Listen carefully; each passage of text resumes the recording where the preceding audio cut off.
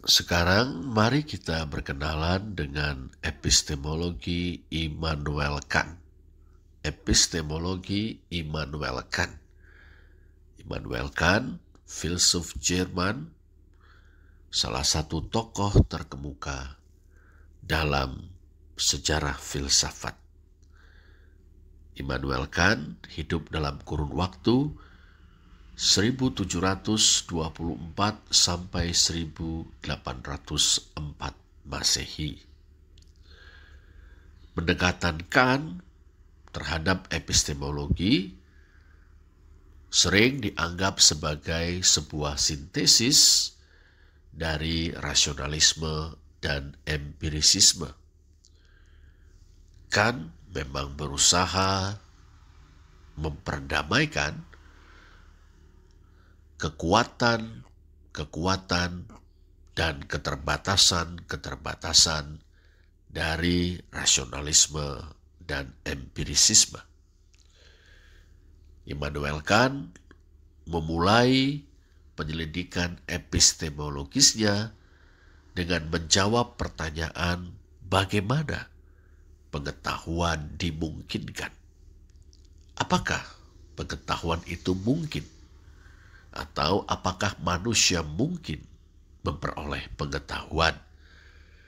Kant berargumen bahwa pengetahuan bukan semata-mata didasarkan pada pengalaman-pengalaman indrawi kita.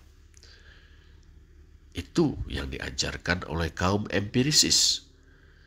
Tapi juga Kant berargumen bahwa pengetahuan tidak berasal semata-mata dari rasio atau idea-idea bawaan, sebagaimana dikemukakan atau diajarkan oleh kaum rasionalis.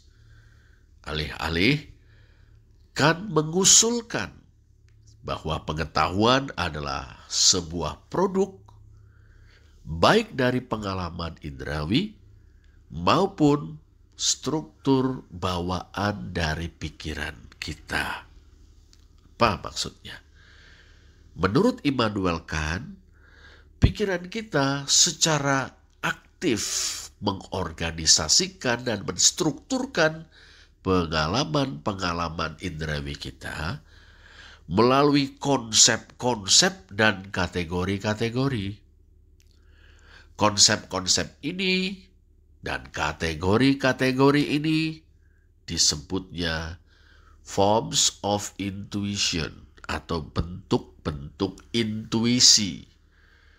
Konsep-konsep dan kategori-kategori ini inherent atau melekat di dalam aparatus kognitif atau alat berpikir kita dan menerapkan, memberlakukan keteraturan dan struktur terhadap data yang berasal dari pengalaman atau persepsi indrawi. Dengan perkataan lain, pikiran kita menstrukturkan pengalaman-pengalaman kita dengan cara yang bermakna dan koheren. Ini memungkinkan kita untuk memiliki pengetahuan tentang dunia.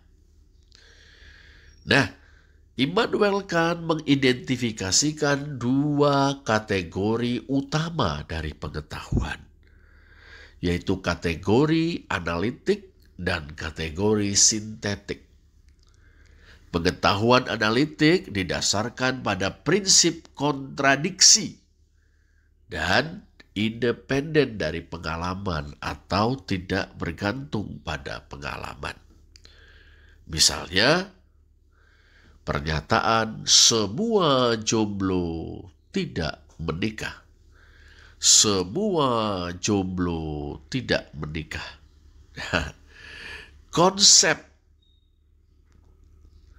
orang yang tidak menikah atau konsep tidak menikah itu sudah termuat di dalam konsep seorang jomblo. Ya, namanya jomblo pasti tidak menikah. Yang tidak menikah itulah jomblo. Nah, ini contoh pengetahuan analitik. Pengetahuan sintetik didasarkan pada pengalaman dan melibatkan kombinasi atau perpaduan atau sintesis dari konsep-konsep. Pengetahuan sintetik memperluas pengertian atau pemahaman kita tentang dunia melampaui apa yang sudah terkandung di dalam konsep-konsep kita. Salah satu dari idea-idea Kant yang paling berpengaruh adalah pembedaan yang dibuatnya antara fenomena dan noumena. Pembedaan antara fenomena dan noumena. Fenomena merujuk pada penampakan-penampakan dari hal-hal sebagaimana muncul kepada kita melalui panca indera kita. Itu fenomena. Sedangkan noumena merujuk pada hal-hal yang ada pada dirinya sendiri, yang independen atau tidak bergantung pada pengalaman subjektif kita. Menurut Kant, kita hanya dapat memiliki pengetahuan tentang fenomena karena persepsi dan pengertian kita terbatas pada cara-cara yang di dalamnya pikiran kita mengorganisir dan menstrukturkan pengalaman-pengalaman kita. Kita tidak pernah dapat memiliki akses langsung kepada ranah noumenal, yang adalah ranah di mana hal-hal ada pada dirinya sendiri. Of things in themselves atau das Ding an sich, thing in itself. Lebih jauh, Kant berargumen bahwa rasio memiliki perannya sendiri dalam memperoleh pengetahuan. Sementara pengalaman indrawi menyediakan bahan mentah, data. Rasio memampukan kita untuk melampaui data yang ada dan menegakkan, mendirikan, menetapkan hubungan-hubungan, menarik kesimpulan-kesimpulan, dan membentuk penilaian. Rasio memungkinkan kita untuk terlibat dalam pemikiran konseptual, menciptakan teori-teori abstrak, dan terlibat dalam penalaran moral dan etis. Nah, epistemologi Kant ini telah memiliki dampak yang mendalam terhadap perkembangan filsafat dan terus berpengaruh hingga saat ini. Pembedaan yang dibuatnya antara fenomena dan noumena dan penekanannya pada peran aktif pikiran dalam mengorganisir pengalaman telah membentuk perdebatan selanjutnya dalam epistemologi, metafisika, dan filsafat tentang pikiran.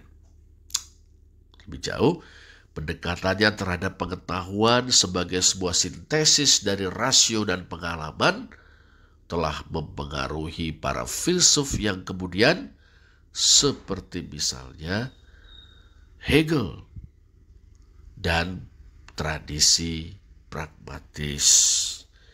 Demikian perkenalan kita dengan epistemologi Immanuel Kant. Sekarang cobalah menjawab pertanyaan berikut ini. Bagaimana Kant menjembatani rasionalisme dan empirisisme? Sekali lagi, bagaimana Kant menjembatani rasionalisme dan empirisisme? Selamat mengerjakan.